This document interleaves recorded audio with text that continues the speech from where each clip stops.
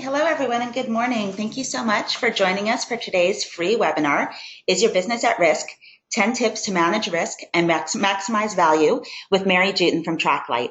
My name is Erica Malsberg and I'm the Chief Marketing Officer for Early Growth Financial Services, and I'm going to be your moderator today. So this presentation is going to run about 40 minutes. If you have any questions as we go along, please feel free to just jump right in with them. Don't just raise your hand. You can actually enter them in the question field, or you can also tweet them to us at Early Growth FS with the hashtag Startup Risks, and we will answer them as they come, or we'll also save some time at the end for a Q&A to address additional questions. And if we do run out of time, we will provide contact information at the end of the presentation, so you can feel free to follow up with us individually after the presentation. And we'll also be sending out a follow-up email tomorrow that will have a link to the deck and the recording, so you'll have that for your reference.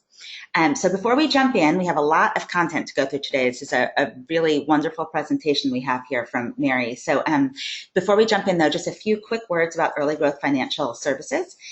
So we are an outsourced financial services firm that provides accounting, strategic finance, CFO services, tax, and valuation services and support to small to mid-sized companies at all stages of the development process. And we're currently operating in 9 markets from Silicon Valley to New York City. And we have about 475 active clients, including TechShop, Indiegogo, Ouya, Zendesk, Clout, RocketSpace, OpenERP, and so many more exciting companies. If you're interested in learning more about us or signing up for a free 30-minute financial consultation, you can just go to our website. Okay, with that out of the way, let's get to the real show here. It's my honor to introduce to you today Mary Jutin. And so Mary, founder and CEO of Traklight, has dedicated her more than 25-year career to helping businesses achieve and protect their success. Specializing in leading companies in transition or startup phases and helping them create sustainable operational and financial growth, Mary wants entrepreneurs and businesses to have Fortune 500 style software solutions. Using her extensive education, including Bachelor of Commerce degree from McGill and a Juris Doctorate from Arizona State, as well as her U.S. and Canadian accounting and public accountant certifications, Mary created the only self-guided software platform that creates your custom intellectual property IP strategy. Mary is an international writer, speaker, and mentor, and co-chairs the Arizona Technology Council's Law and Technology Committee. She previously represented entrepreneurs on the board of the Crowdfunding Investment Regulatory Advocates and is currently on the Emerging Enterprise Committee of the Licensing Executive Society. So good morning and welcome to you, Mary. Thank you, Erica. Thank you for having me today. Of course, we're very excited to go through this. You know, business risk isn't always the most sexy topic, but it's essential, and you cover a lot of really important ways that people can protect their companies. So I'm going to just hand it off to you and take it away. Okay, thanks, Erica. And as Erica mentioned, please, I can't see the questions, but Erica will interrupt me and pass on questions as we go through it. And it always makes for a better presentation if people ask their questions when it's top of mind, and I'm happy to stop talking to do that. So I am an entrepreneur myself, and this is, my take on what our business world looks like every day. And as you're starting your company or growing your company, there are so many different competing daily tasks that often what happens, and I know I'm guilty of this, is that you jump to the thing that you want to do that's the most fun or the path of least resistance. And unfortunately, these 10 topics here are not, as Erica pointed out, they're not sexy topics. Unfortunately, if you don't have these nailed down, this is an area where you could, it can come back to bite you later, and we certainly don't want that to happen. So as we mentioned, you can just ask questions throughout. So we're going to just dive right in, and some of this may seem obvious, but we've worked with hundreds, if not at least 1,000 entrepreneurs at this point as we, over the last 5 years. And you'd be amazed how many people say to themselves, oh, I will just do that LLC a little bit later, or I'll wait until I get some customers before I do it. So the biggest, you're putting your personal assets on the line if you don't incorporate in some fashion, whether that's a C Corp, an S Corp, an LLC. There's some other fun fun type of entity formation that can be done around B Corps, etc. And I will leave that to the early growth financial folks. That's who can help you with that. But one of the first things that you need to do is limit your personal liability. Okay, so as my bio indicates, I have a little bit of an intellectual property obsession. When I went to law school, I noticed how many founders were making mistakes from the very start, even before they would ever go to an attorney or think of going to an attorney. They were making these mistakes that were then causing them extreme pain, and by extreme pain I mean losing time to market and losing a lot of money, having to redo things. So that's what I'm going to talk about a little bit. Some of these have intellectual property, intellectual property influence, but a lot of them are things that you do that you wouldn't think impacts your intellectual property. So very brief overview of what is intellectual property. And if you have co-inventors, this is really, really super important. So you often hear about people saying, oh, I'm going to patent this, patent that. So a patent is basically either you're protecting, you're looked to protect your idea that has some sort of useful application, like an invention. So that would be a utility patent, or you've got some really unique design, like the Coca-Cola bottle, and you're looking to protect that.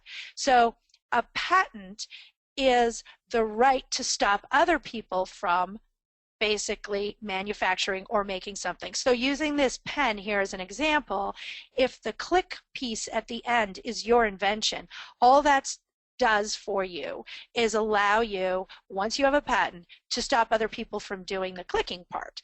So the challenge for an early growth company, early stage company, is that patent litigation is some of the most expensive litigation on the face of the earth. So you don't want to get all diverted into trying to protect your patent. And if you look, there's not only trying to protect yourself against people infringing, there's the whole patent trolls.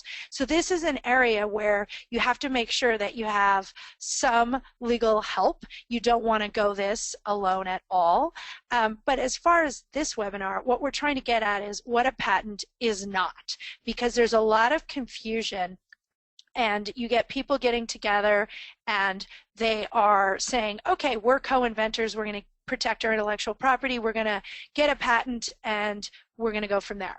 But they don't understand that they might actually be looking for something as simple as a copyright, which protects others, stops others from using whatever you've created without your permission. So that's completely different from a patent. A patent is not, you can't get a patent on music, you can't get a patent on pictures and those type of things.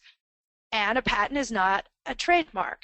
This is a little example of potential trademark infringement. Trademark is basically what you get if you want to protect your brand. So that's the ability for you to use a name exclusively, because that name means that the public is going to get your brand when they buy the product. So for example, here it's Dumb Starbucks, which didn't guarantee the consumers that they were actually going to get Starbucks coffee. And why do we care about this multiple inventors and talking about this? I talk, yes, there is a specific, the way the patent system is set up. If I invent something with Erica and we go to file for a patent and we just file it in both of our names, because that's how you have to start. You have to file in with people, not companies. If we file it in our own names and then we don't assign it to the entity that you formed before you filed for your patent, if we leave it as just both of us, Erica can go off and independently sell that. She could sell a worldwide exclusive license to use that pen clicking to one pen company in the world, and I wouldn't have anything to do with it. And I would then not be able to do anything in terms after Erica. I couldn't then sell the pen clicker to anyone else in the world. So you can't just ignore the fact you have multiple inventors, you have to deal with it. So the first tip, again, you get your entity. The second tip is when you have multiple inventors or co-inventors, make sure that you are assigning your patents to that entity that you've formed, because in that way, that's where the patent lives, and the decisions have to be made together. And just as a note, we often get questions around this. The US system did change as far as inventions. It used to be whoever filed first. It used to be whoever invented first, and if somebody filed, you could go back and show dates and everything, and you could contest a patent. The change that was made in the US is that it's now first inventor to file. So it doesn't mean if you just heard my idea standing in line at Starbucks, you can't just go and take my idea, run off and file a patent, because I could prove that I was the actual inventor of the idea. So co-founders. This is the happy, this is the before, and this is unfortunately what happens a lot when you have co-founders, and that comes from personal experience. However, the co-founders, co-inventors are linked, because if you have your idea, if you're getting patents, trademarks, copyrights, you're protecting all your valuable intellectual property, which often is at least 80% of the value of your company, you need to make sure that the co-founders have an agreement.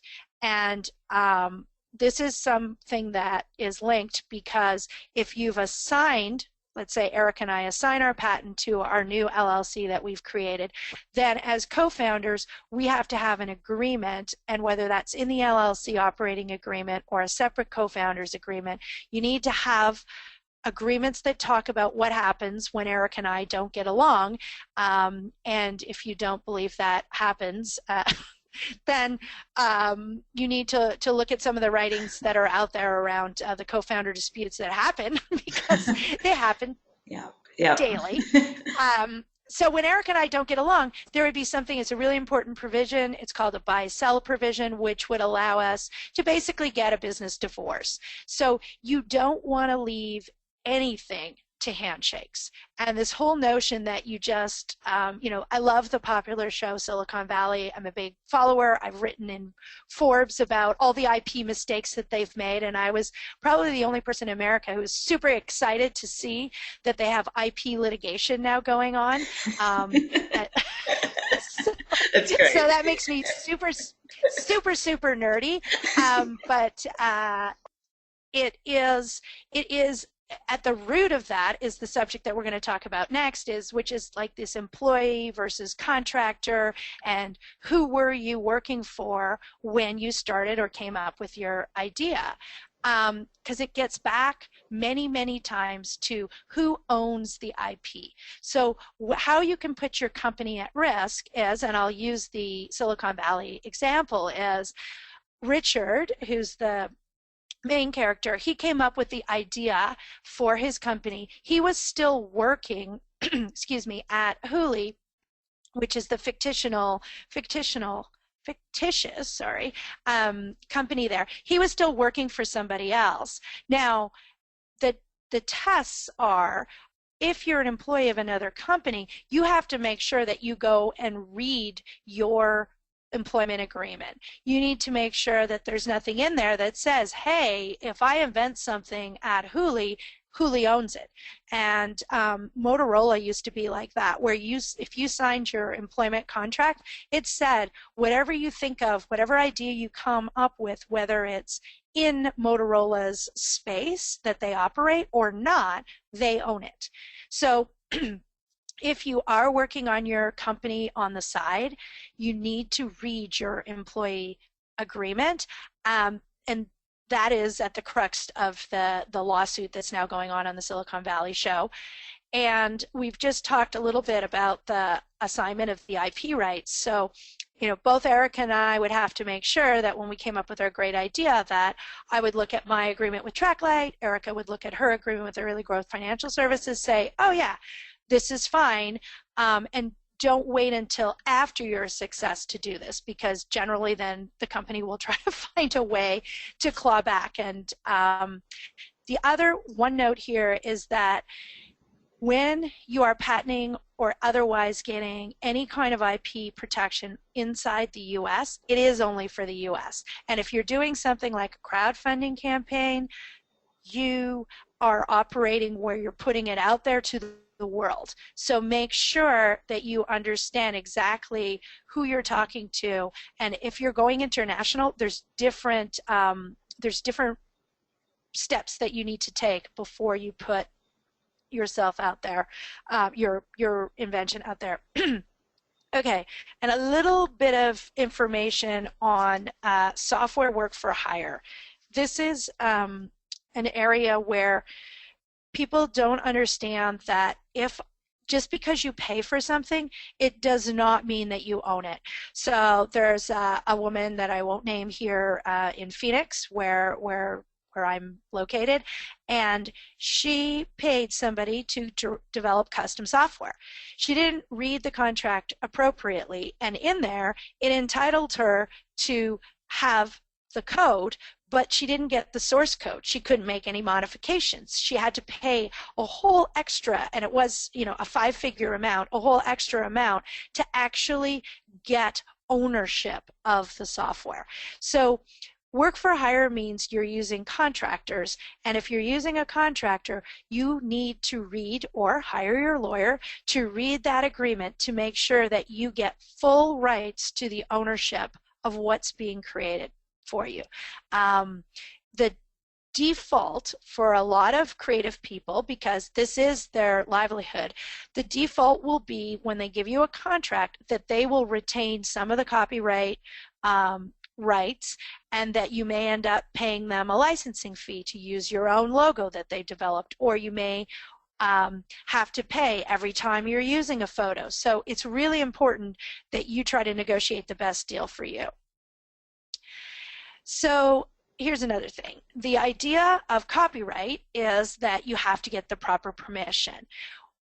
When you go out on the internet and you're doing a blog, or you're doing you know, an article, you're using video, whatever, like these pictures that we have here are all from either Creative Commons or any of the free websites, and you'll see in some of these slides there's little attributions at the bottom. It's really important to do that, because there's all kinds of software now that actually crawls the internet and will report back to people when pictures are being used without the proper attribution. And the fines that you get are not insignificant. I mean, you can get a $5,000 fine from Google, and you just don't want that. We have examples of folks who did crowdfunding campaigns where, you know, if any of you have done that, so much work goes into your campaign, and then you put it up on Indiegogo or Kickstarter, and you know, you've just borrowed some videos, or more frequently, you've borrowed some music.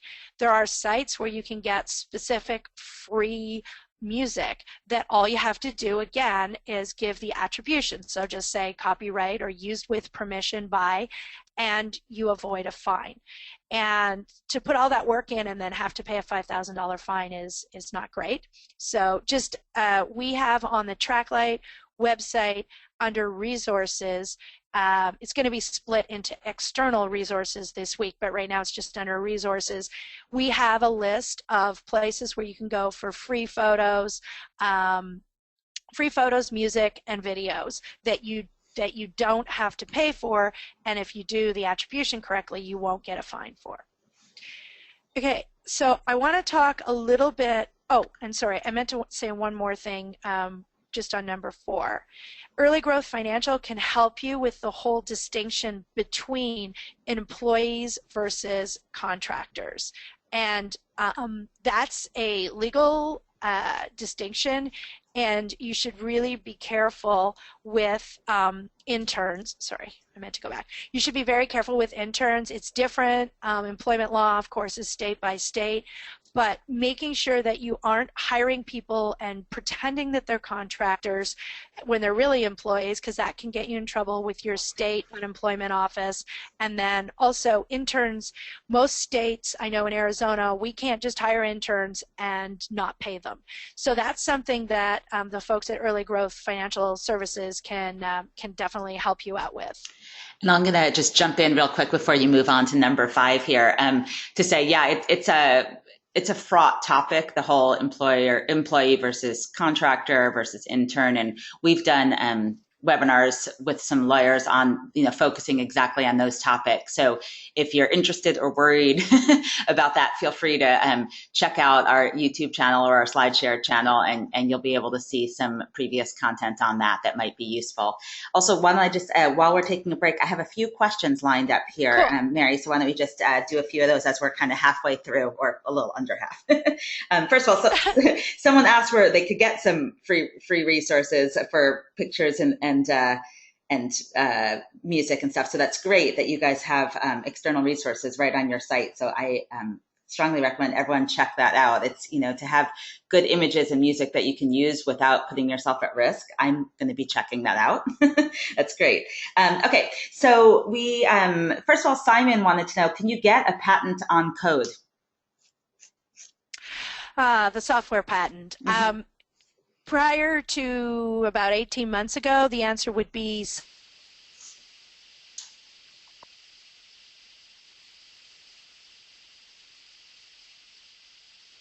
Mary, we've just lost you to some static there. Can you hear us?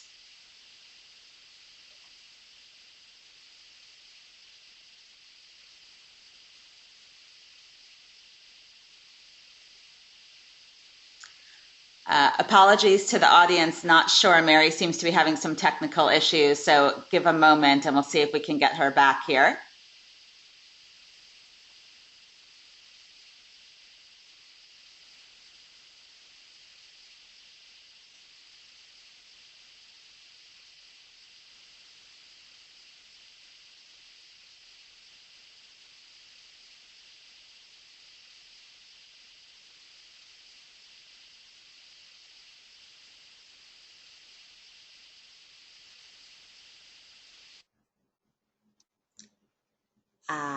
Okay, the static is gone. Mary, are you still there? Yes. Can you hear me? Yes, that was very peculiar. Yeah, it was very, very, very strange, and I apologize. No worries. So we heard you say, the software patent, and then you cut out, leaving us. So the software patent. Yeah. The big mystery. Totally. Sorry about that. I don't know what happened. I didn't move, and then I went. Anyways, okay. So the software patent, the Supreme Court has made that a bit of a muddled area. And so it used to be that you could get patents on what was called business methods that you are creating software for. So the answer is it depends what the software is for. And that is something where you want to go talk to an attorney. The other ways of protecting your software can be copyright. That is not a simple process. There's, you want to make sure you're not going to reveal your trade secrets in your code. And that is often what people do now with software is they may file a provisional patent on it just to sort of have a line in the sand, but then it's not something where you then share it with everyone. You want to make sure you're trying to keep it also as a trade secret. And we, again, if Simon wants to send me a note, I can hook you up with some attorneys who specialize in software patents. Okay, wonderful. Thank you. A couple more questions before we move on. Chen wanted to know, does it matter what entity you choose prior to filing for a patent, or are all entities created equal for that concern? For a patent, all entities are created equal. And so it doesn't matter if it's an LLC or a C Corp because you can just reassign afterwards. Okay. All right, great. And then the last question here from Sharon, you mentioned, having a co-founder agreement in writing. Is there somewhere where there's an online template, or would you recommend using an online template for a co-founders agreement? So great question. There are some free forms, and again, it's on our site, and it's Orrick. It's a law firm called Orrick, which is ORRICK, and I think it's under startups. It's also under business lawyers, and then we have a capital and formation. We tend to put the resources in multiple places on our site so that it's more intuitive. They have some online forms, but this is going to be my caveat for all online forms, is that, you know, at your own peril, just go grab it and use it.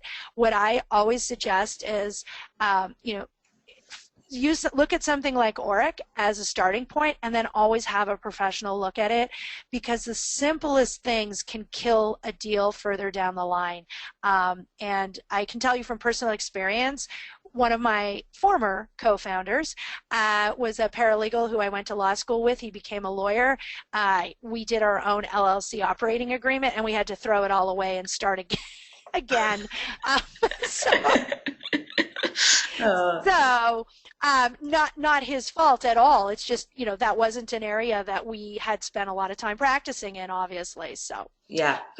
Okay, great. And, you know, also to you, Sharon, we posted on our blog recently a post about this topic as well that has a link to a co-founders agreement. So you can check out that one as well, but, you know, at your own risk, basically. But it's a good starting point, right, to look at. Okay, with that, you know, keep the questions coming, folks. And Mary, let's move on to point number 5, disclosure here. Okay, so this is one where, and it's kind of the last one that's specifically on IP in terms of protection. So I mentioned briefly that people go out and they do a crowdfunding campaign. So what I'm going to tell you applies for any kind of public disclosure, but I like to use crowdfunding because people don't think of it as anything, you know, it's not a big deal. But other examples are, you go to a trade show, you pitch investors, and they're not all, you know, they're not all accredited investors. So they're not agreeing to sort of keep it behind the walls of a non-disclosure or to keep it secret. So an enabling public disclosure has to be all three. So disclosure is pretty clear. It means you're telling somebody something. Public means anything on the internet automatically qualifies. And then enabling is that, let's say I came up with, I'm going to go back to my pen, I came up with the clicker. So if I was to go to a trade show, or I'm doing a Kickstarter campaign on this, Kickstarter specifically requires that you show how your product works. So enabling public disclosure means if somebody looked at it who works in the pen industry and they could replicate what I'm doing based on what I'm showing, then that becomes an enabling public disclosure.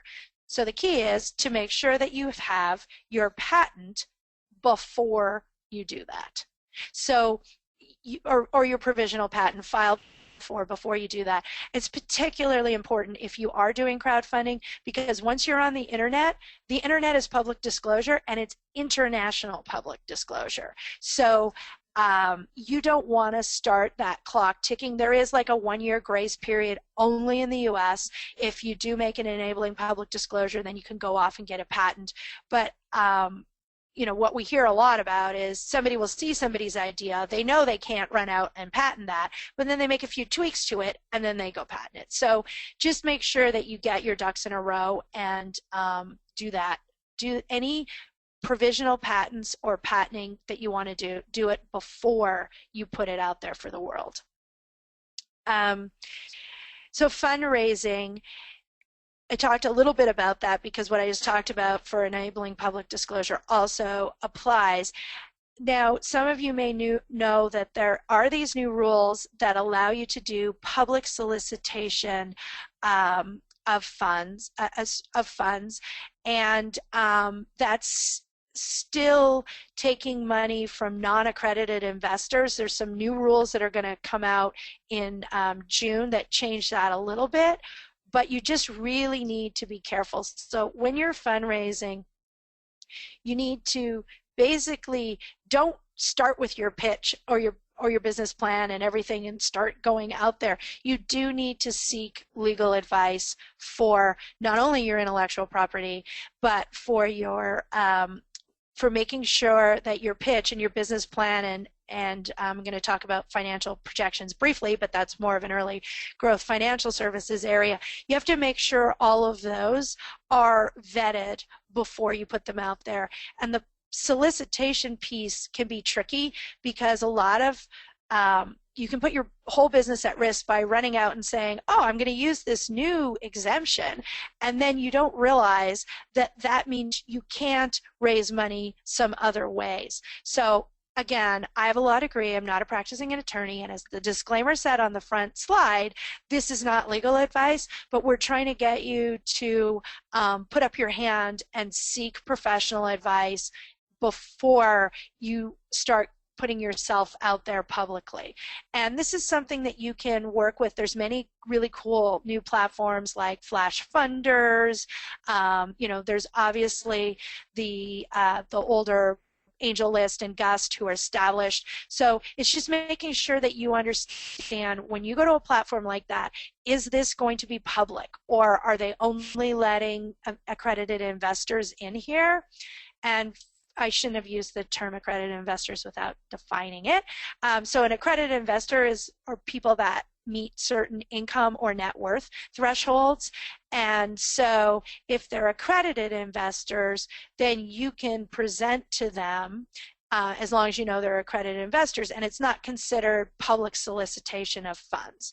If you don't know they're accredited and you're out there using Twitter or Facebook to raise money, then you're basically putting yourself into this realm of public solicitation, and you can't use some of the other exemptions that go along with accredited investors. So if it sounds confusing, it is. And so it's an area where I've actually personally seen some people mess this up since the new rules came out last September on being able to publicly solicit funds. So, whether you're with an incubator, an accelerator, or a law firm, make sure you're getting that right advice. I mentioned this already. The big part of your value is in your IP, so it's really important that you are identifying it up front. And this is, basically what I was saying is we have this tagline, practice safe crowdfunding, which we do have a trademark on, which tells you that basically identifying and protecting your IP is very important before you pick your platform or decide how you're going to raise your money. So that's the point I wanted to make. There are just I don't even know, I think it's over 1,000 different platforms now, different ways of raising money using crowdfunding. The Jobs Act crowdfunding that we often hear about, which is referred to as Title III crowdfunding, that's still not, the rules still haven't been released by the SEC. There's going to be new, what's called Reg A plus crowdfunding, which will allow companies to raise money. It's basically like going public. Up to, I believe, $50 million. It's not going to be attractive for very early stage companies because it's not that Jobs Act crowdfunding Title III that you hear everyone talking about. But in the meantime, there's, I believe now, 14 different states. Georgia is on this slide. It's the first state where there's crowdfunding within the state for smaller emerging growth companies to raise up to, in most cases, up to $1 million. And that's because the federal rules were taking so long that the states started doing this. So you can check with your state. You can go to cfira.org, which is an organization I used to be on the board of. I'm still a member. It's a crowdfunding intermediary regulatory advocates, or CIFRA, the world's worst acronym. So they have lots of information there. There was a recent article done by an attorney that shows you all the different states that have the crowdfunding, and they also break down the different crowdfunding. Prosper and some of these other lending clubs, these are great ways of raising micro amounts of money in addition to the traditional SBA loan. Mary, can you just repeat that website again? Someone's asking. CIFRA. So it's CFIRA.org. Okay, great. And then Jan has a question. He's asking, how can you be sure that you're dealing with accredited investors? If you go through these through CIFRA or something, is that then you're confirmed that they're all accredited, or? Okay, so CIFRA is just an organization that has been working and lobbying and advocating for the crowdfunding that is, as we call it, equity or securities crowdfunding, which is at Title III. The platforms themselves will take on the responsibility for figuring out if somebody is accredited. So for example, I'm just going to go back in the slide, something like microventures. I refer to these as kind of like matching platforms, like Match.com for entrepreneurs and investors. And so what happens is microventures, if you go and apply to be part of their group and you're putting your information in there, they're taking care of making sure the investors are accredited. If you apply to a legitimate angel group, then they're going to take care of making sure that the investors are accredited. It's when you start doing this public solicitation that then it falls upon you to make sure that the investors are accredited. And so your attorneys can help you with that. There's investor questionnaires, and it's really important that you know, personally, I haven't used the public solicitation of funds because I like to keep it until there's any kind of federal crowdfunding option where you can attract non-accredited, and it's going to be on a platform where somebody else is going to take care of making sure that those people are meeting the tests. Because even once you can take money from people who aren't accredited, there's maximums that those people can contribute, like up to, like I think it's 20%, but don't quote me on that part. But like 20% of my income. So if I make $100,000 a year, then I can invest up to $20,000.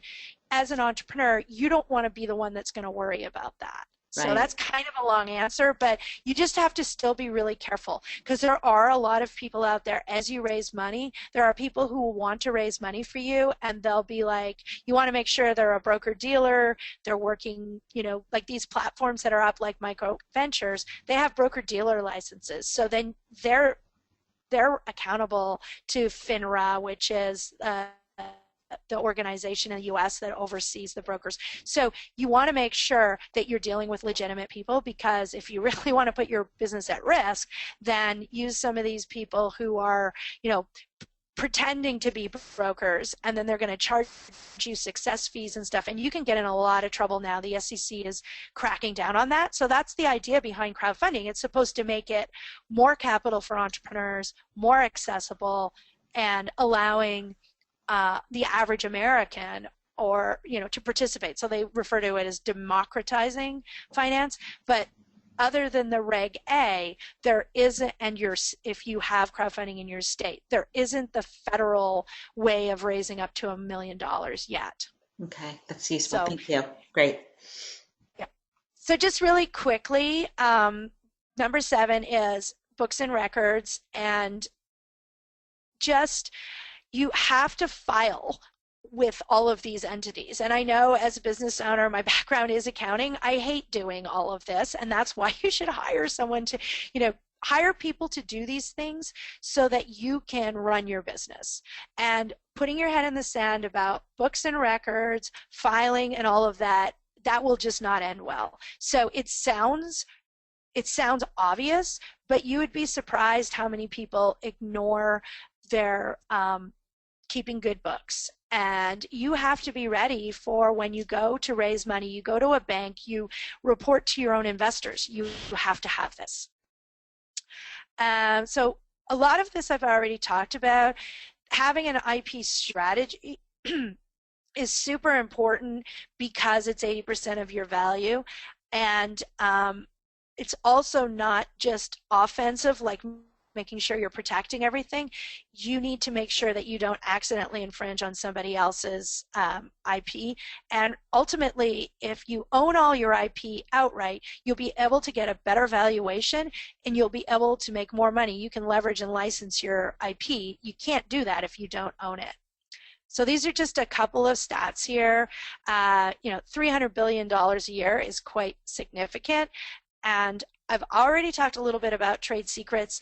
This is a relatively inexpensive way of protecting your IP, but the key is it gets back to those really good agreements, whether it's co-founders, employees, contractors. You have to make sure that you protect your trade secrets. So again, no handshake deals. Don't tell people your secret sauce on a handshake. If you're going to talk to a potential large strategic partner or you're going to talk to a supplier, make sure that you are getting in writing that they're going to keep your secret sauce secret. Because unfortunately, once the trade secret's out there, that's it, it's over. So just a couple of missteps. I think hopefully by now that everyone believes that intellectual property is not just for tech startups. Every business has something, even if it's just a name and a tagline and a website. You don't even if you don't have a website, you still might have a business name. I would put that forward that you do. When you're out there on the internet, if you're out and about and you see someone else's picture or hear someone's music, just because you don't see the C doesn't mean that it's not copywritten. So the way to think about it is, if you saw a bike sitting on the side of the road and it didn't have a lock on it, you can't take the bike. You know it's wrong. So this is someone else's creation. So unless you are the original author, the original creator of something, don't use it without figuring out what permission and or licensings that you need to pay. And this is my favorite. People think that they go to a large domain provider like GoDaddy and they get coca-cola.me and they have the right to then just use it. You can't operate as Coca-Cola. Having a domain name is not the same thing as getting a trademark. So before you go buy up all those domain names or spend any money on branding, you should definitely make sure that you have you have the ability to eventually trademark or use that name.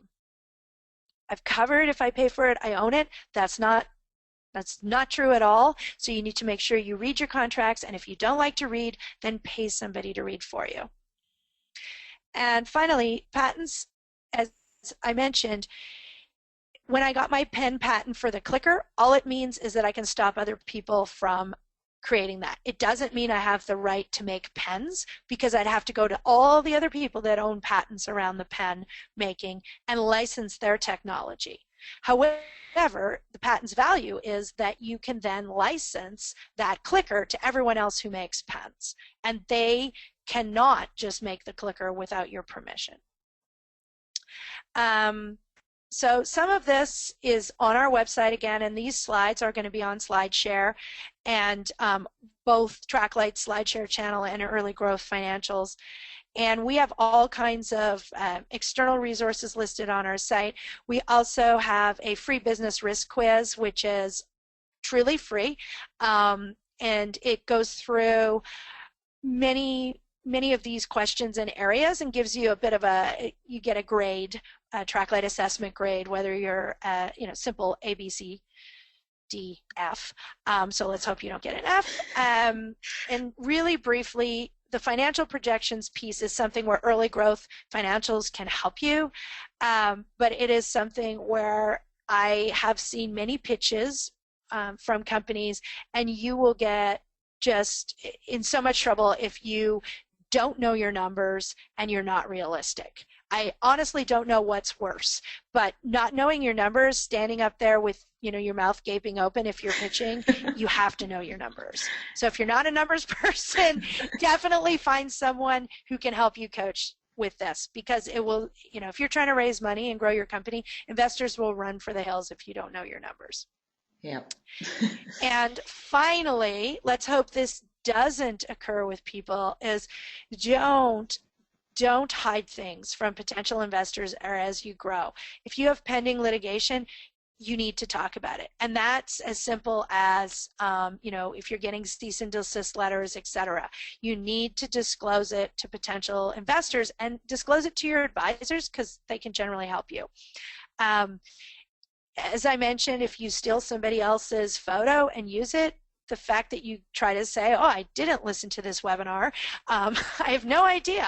Ignorance is not a defense, and you just have to read. Like, it's, it's either read or find somebody to read for you. And this is another resource, creativecommons.org. Great pictures there, plus explanations about what the different licenses mean.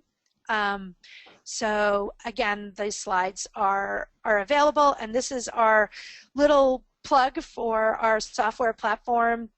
We've created, it's like a TurboTax experience. You don't have to know anything about intellectual property to go through this and answer all the questions. The free part is the first four sections, which is employees, contractors, and planning, which is a lot of what I just talked about now.